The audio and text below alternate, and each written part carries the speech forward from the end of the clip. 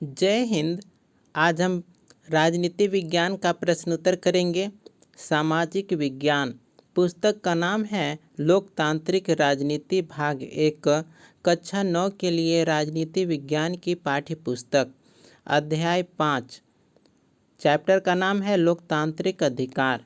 प्रश्न संख्या 1, इनमें से कौन सा मौलिक अधिकारों के उपयोग का उदाहरण नहीं है? तो यहाँ पर उत्तर होगा ऑप्शन घ, बच्चों द्वारा माँ बाप की संपत्ति विरासत में पाना, क्योंकि यह मौलिक अधिकार नहीं है बल्कि यह संपत्ति संबंधी अधिकार है, कानूनी अधिकार है। प्रश्न 2, प्रश्न है इनमें से कौन सी स्वतंत्रता भारतीय नागरिकों को नहीं है? तो यहाँ पर उत्तर में ऑप्शन ख सही आंसर होगा। सशस्त्र विद्रोह में भाग लेने की स्वतंत्रता, क्योंकि संविधान हिंसा और विद्रोह को स्वतंत्रता का हिस्सा नहीं मानता। प्रश्न 3, प्रश्न है भारतीय संविधान इनमें से कौन सा अधिकार देता है? तो यहाँ पर उत्तर होगा ऑप्शन ग, अपनी संस्कृति की रक्षा का अधिकार। यह सांस्कृतिक और शैक्षिक अधिकार के अंतर्गत आता है। प्रश्न संख्या 4, प्रश्न है कि उस मौलिक अधिकार का नाम बताएं जिसके तहत निम्नलिखित स्वतंत्रताएं आती हैं। क, अपने धर्म का प्रचार करने की स्वतंत्रता, धार्मिक स्वतंत्रता का अधिकार। ख, जीवन का अधिकार, समानता का अधिकार अनुच्छेद 21 के अंतर्गत। ग, छुआछूत की समाप्ति, समानता का अधिकार। घ, बेगार पर प्रतिबंध, शोषण के विरुद्ध अधिकार। प्रश्न 5, प्रश्न है आप लोगों के सामने लोकतंत्र और अधिकारों के बीच संबंधों के बारे में इनमें से कौन सा बयान ज़्यादा उचित है? अपनी पसंद के पक्ष में कारण बताएं। तो यहाँ पर डायरेक्ट हम उत्तर लिख चुका हूँ, आप उत्तर देखिए डायरेक्ट।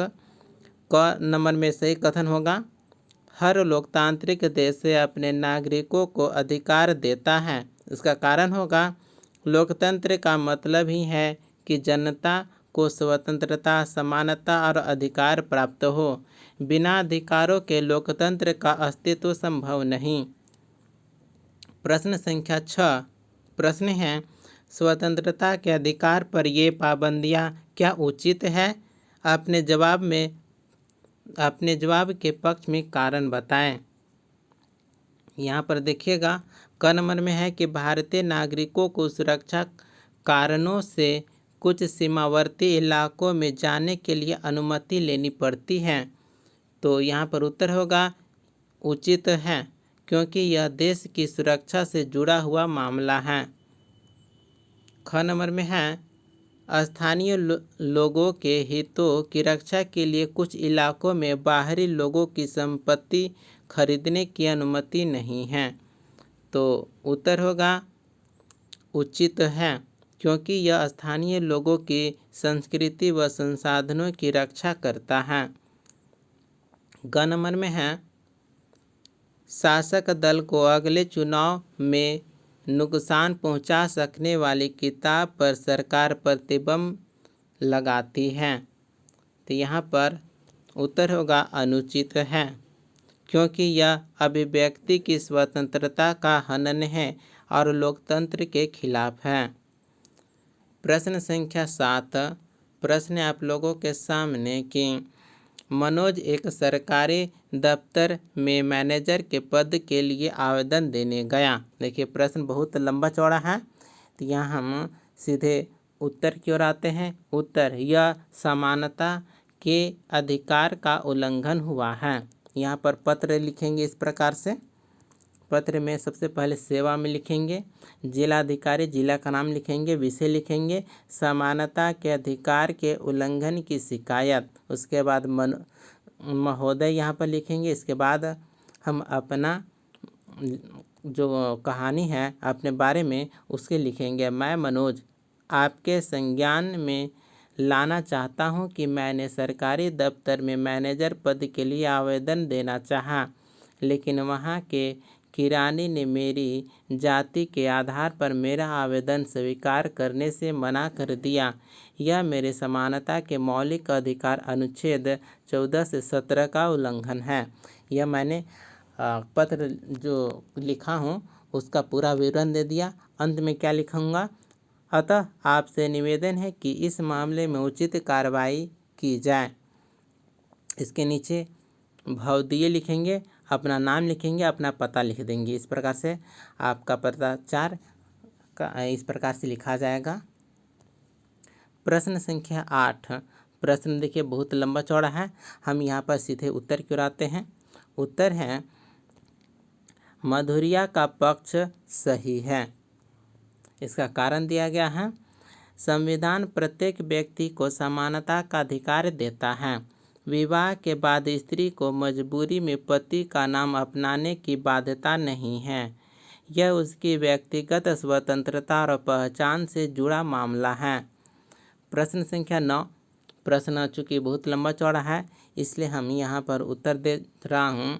उत्तर क, आदिवासी की तरफ से पत्र। आदिवासी की तरफ से पत्र इस प्रकार से लिखा जाएगा। सेवा में अध्यक्ष राष्ट्रीय मानवाधिकार आयोग। इसके बाद महोदय लिख करके अपना जो विवरण है यहाँ पर हम लिख देंगे। तो यहाँ पर लिखेंगे, हम आदिवासी सदियों से जंगल पर आधारित जीवन जीते आए हैं। अब हमें राष्ट्रीय उद्यान और अभयारण्य के नाम पर विस्थापित किया जा रहा है। इससे हमारी जीविका, संस्कृति और धार्मिक विश्वासों पर संकट आ गया है। हम आपसे निवेदन करते हैं कि हमारे अधिकारों की रक्षा की जाए। इसके बाद यहाँ पर नीचे भवदीय लिखेंगे, अपना नाम और पता लिख देंगे। पिपरिया होशंगाबाद के आदिवासी। इसके बाद ख नंबर में है कि सरकार का संभावित जवाब। सरकार किस प्रकार का संभावित जवाब दे सकता है, उत्तर देखिएगा। जंगल और वन्य जीवों के संरक्षण के लिए यह विस्थापन आवश्यक है। आदिवासियों के लिए वैकल्पिक जमीन और पुनर्वास योजना उपलब्ध कराई जाएगी। ग नंबर में मानवाधिकार आयोग की रिपोर्ट होगा। आयोग यह मानता है कि विकास और संरक्षण आवश्यक है, लेकिन आदिवासियों के जीवन, आजीविका और संस्कृति के अधिकार की अनदेखी नहीं की जा सकती। सरकार को चाहिए कि पुनर्वास न्यायपूर्ण और सम्मानजनक तरीके से किया जाए और जब तक वैकल्पिक व्यवस्था न हो तब तक विस्थापन न किया जाए। इसके बाद देखिए प्रश्न संख्या 10। प्रश्न बहुत लंबा चौड़ा है, ये इसलिए हम यहाँ पर उत्तर दे रहा हूँ। उत्तर होगा मकड़ जाल का विवरण।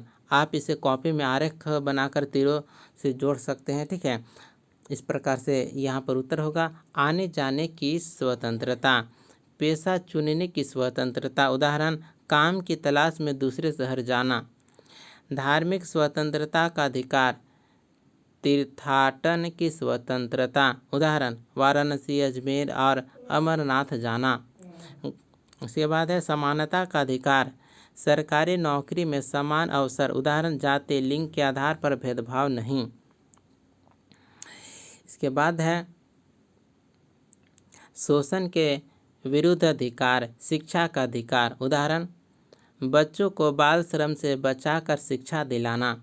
इसके बाद है सांस्कृतिक अधिकार, अपनी भाषा और संस्कृति की रक्षा, उदाहरण आदिवासी समुदाय अपनी भाषा में शिक्षा पा सकते हैं।